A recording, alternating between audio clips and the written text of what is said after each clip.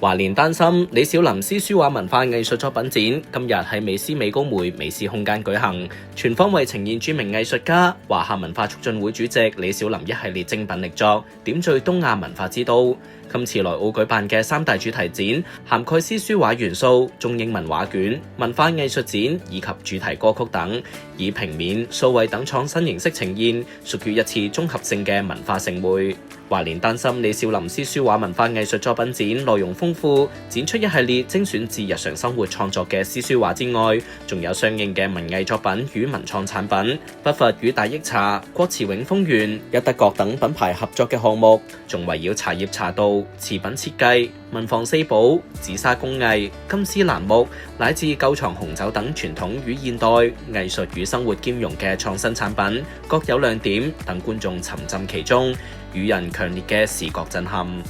李小林願用自己嘅筆墨丹青，繪畫出人生最美嘅畫卷，亦都願用詩詞歌賦唱出赤子之心，表達對世界嘅愛，對宇宙與生命嘅敬畏。